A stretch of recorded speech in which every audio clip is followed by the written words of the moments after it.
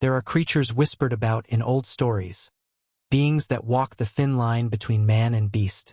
They've been feared for generations, not just for what they are, but for how easily they can become something else.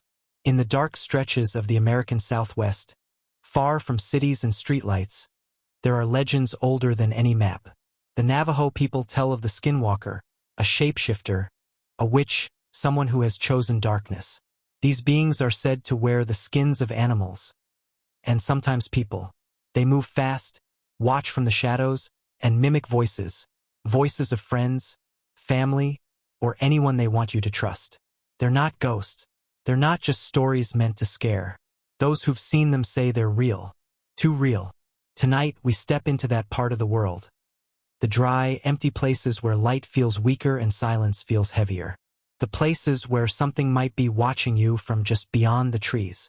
These are allegedly true encounters with skinwalkers, each one told by someone who swears they lived it. And after hearing what they saw, you might believe it too. Before we begin, a warning. The following stories contain disturbing themes and may not be suitable for all viewers. Listener discretion is advised.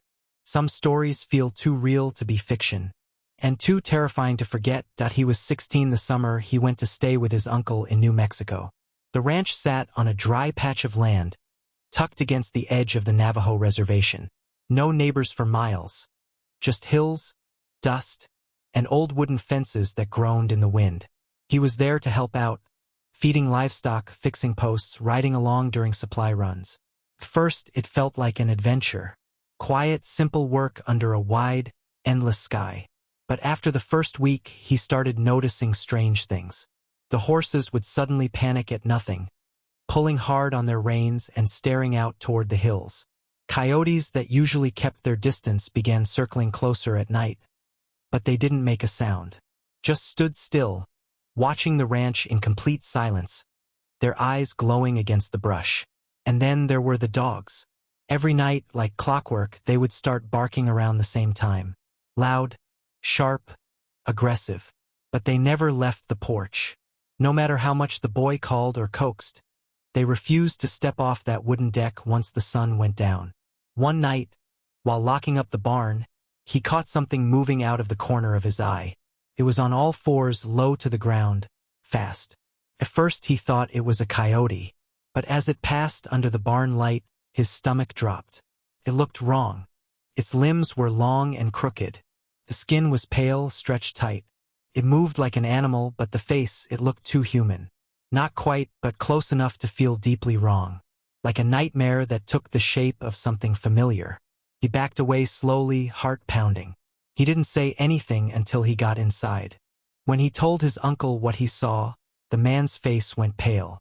No questions. No laughter. Just a quiet, serious look. "Don't go out at night," his uncle said. "And don't ever whistle. Don't call out to anything.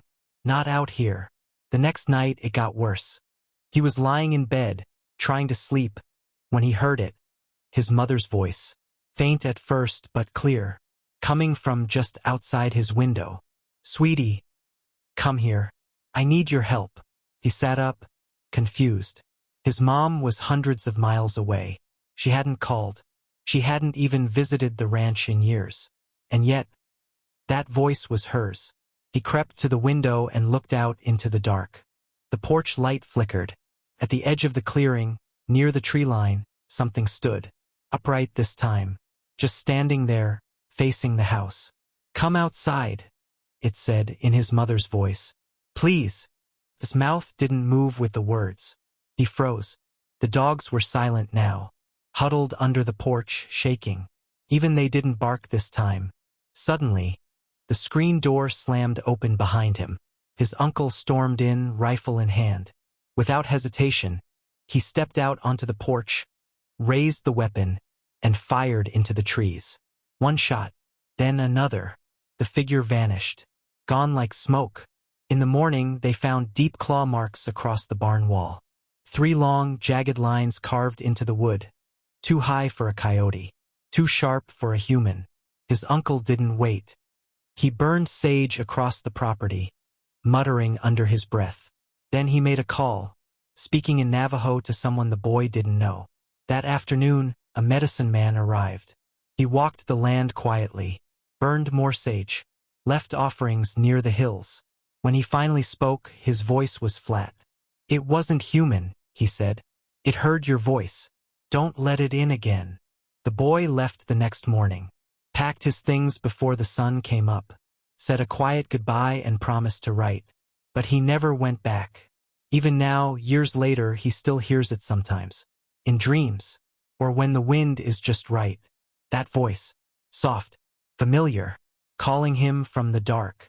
They were 3 friends, Ben, Kyle, and Jordan. College juniors looking to escape the noise and pressure of city life. Finals were done, summer had just begun, and they had a map full of spots marked with red ink and overconfidence. One weekend, they found a hidden riverbend deep in the Utah wilderness. No nearby campsites, no cell service, just trees, water, and sky. It was perfect. They set up their tents a little before sundown, built a fire, and joked about everything from bad grades to old ghost stories. The air was cool.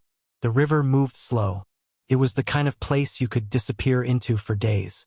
That night, just after midnight, they heard it. A baby crying. At first, they thought it was an animal. A bird, maybe. But then it grew louder, clearer. A high, wailing sound, coming from the woods behind their tents. They grabbed flashlights and called out, thinking maybe someone was lost. They followed the sound through the trees for a few minutes, until it stopped completely. No footsteps, no branches cracking, just silence. Kyle said he saw something while scanning the brush.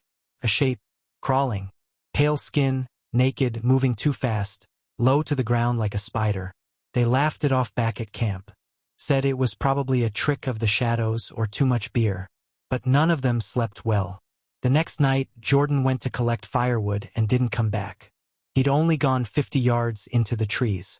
Ben and Kyle searched with flashlights for nearly an hour before Jordan stumbled back into camp, looking dazed. His clothes were dirty. His eyes were wide. He kept saying the same thing. "I just got turned around. Just turned around." They pressed him for more, but he didn't seem to understand the question. Just stared into the fire and scratched his arms. Later that night, things got worse. Jordan started whispering. First, it sounded like sleep talking. Then it became clearer. He was using their voices, perfectly, switching from Ben's tone to Kyle's, mimicking the way they spoke, the exact words they'd used earlier that day. He repeated jokes, sentences, even arguments they'd had on the drive-in. Ben noticed first that Jordan wasn't blinking. Kyle noticed next that his body movements had turned twitchy, jerky, like something trying to learn how a body works. Then Jordan stood up without a word. He grinned wide, unnatural, and without a sound he dropped onto all fours and sprinted into the woods. Ben and Kyle didn't wait. They threw everything into the car. Tent stakes still in the ground. Cooler half open. They didn't even speak, just moved. The fire still burning as they peeled away from the campsite and sped down the dirt road in the dark, bouncing over roots and rocks until the sun began to rise behind them. They didn't stop driving until they reached a gas station 3 hours away. There, they sat in silence, trying to make sense of what happened. They reported it anonymously, said they left a friend behind after he ran off into the woods. But they knew no one would believe the full truth. Weeks later, Ben came across a forum post while scrolling late at night. Someone asking about weird stuff near the river bend in southern Utah. The post mentioned hearing a baby crying, and someone who wasn't quite human walking around camp at night. No replies, just silence. Some things don't wear masks. They wear your voice. They wear your face, just to get close.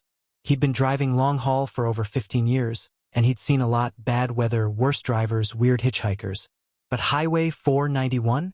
That stretch of road always gave him a knot in his stomach. Locals called it the Devil's Highway. It used to be Route 666 until they changed the name.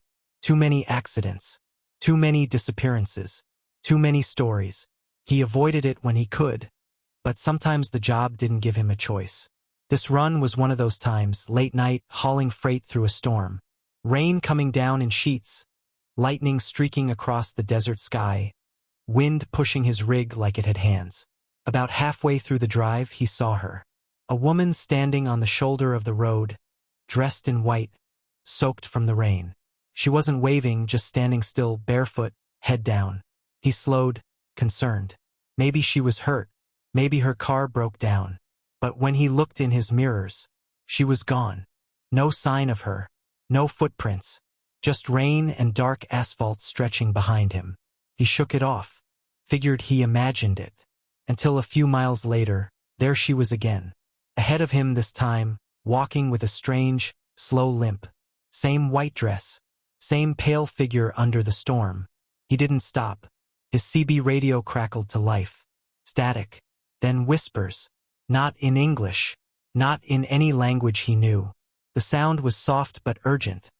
Like someone mumbling prayers too fast to follow. He turned the radio off. But the whispers didn't stop.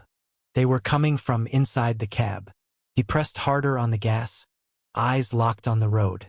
He started seeing marks in the puddles, hoofprints, deep, scattered across the blacktop. No cattle out here, no deer, nothing that should leave marks like that. And then something hit the hood of his truck. Hard. The whole rig jolted. He slammed on the brakes, heart racing. Rain poured down his windshield. Wipers couldn't keep up. And then he saw it. Something crouched on the hood, thin, twisted limbs, long fingers clinging to the metal. The skin was gray and slick. His face was wrong. The eyes glowed like hot coals. No mouth, no nose, just those eyes staring through the glass. And then it was gone. No sound, no thud, nothing, just rain. From that night on, he planned every route to avoid Highway 491. Even if it cost him hours. Even if it meant smaller pay. Some roads don't lead anywhere, except closer to them. Faint wind in the background. A slow, heartbeat-like drum begins to rise under the narrator's voice. They come in different shapes, different voices, but the fear is always the same. A face in the woods that shouldn't be there. A voice in the night that sounds too familiar. A memory twisted just enough to make you question your senses. Each of these stories shared a thread, mimicry, shape-shifting, something ancient and wrong hiding behind what feels safe. A mother's voice, a friend's laugh, a stranger's cry for help. They don't just copy sounds. They copy trust, love, familiarity. And that's what makes them dangerous. We call them skinwalkers, or something like them. Beings that live just outside the line where reason ends and fear begins. And whether you believe they're real or not, the people who lived these moments believe it. Every sound, every shadow, every memory burned into their minds. In some cultures, belief is more than fear, it's fuel. It gives these things shape, gives them reach. The more we acknowledge them, the more they learn how to become us. So maybe the safest thing to do is forget. But stories like these, they're hard to forget. Because sometimes, when it's late, when you're alone, you might hear someone call your name from just beyond the trees. And if you do, don't answer. Drumbeat slows. Wind fades into silence.